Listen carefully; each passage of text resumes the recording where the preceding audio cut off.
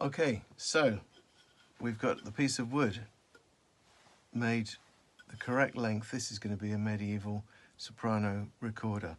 Correct length, faced off at both ends, centered up on those rounds there.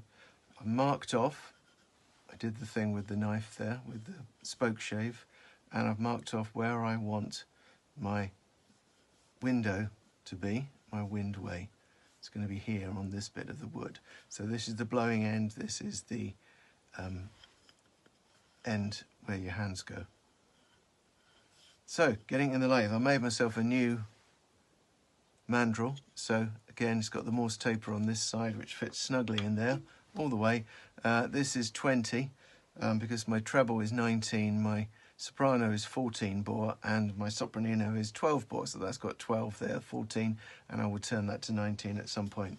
Now what I do to stop what can happen sometimes is when you put it on there and it spins and you're turning these edges off, it can stick and then it spins on the mandrel, and the mandrel gets kind of a bit burnt and the inside of the recorder is. So what I do is I spray some water, which makes the wood swell. I then quickly put it onto the mandrel.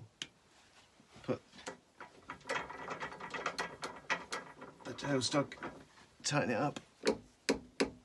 Now that is not going anywhere.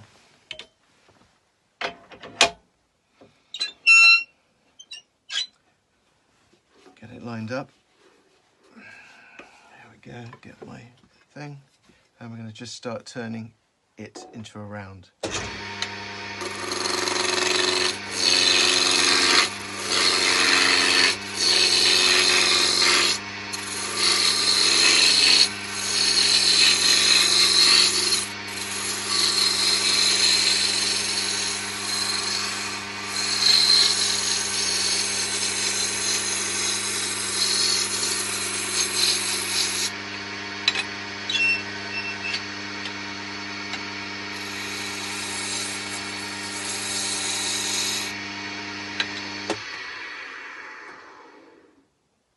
So there we go, that's the edges all turned off now. So this is round, it's nice and centered on the bore.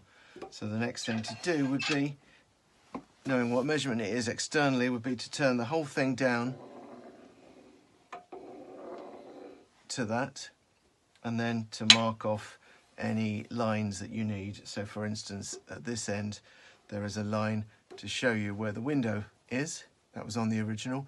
I've put decorative 3 lines at this end because that's kind of my part of my mark. I put a stamp here of my maker's mark. On the back I put my name, but on the front I have the 3 lines all the way around. I'll show you one.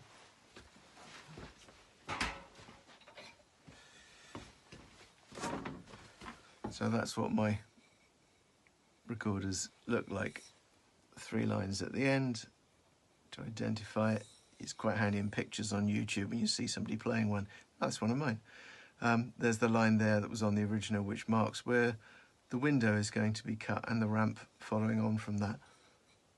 So I would turn one end down to that size as far as the rest goes, and then I would move the rest and turn the other bit down to the same size here. Then I'd put those marks on, I'd burn them as I showed in another short film, and put that little edge there. It's got a little chamfer on the end, and then sand it, which I will do some of the turning and sanding in another film.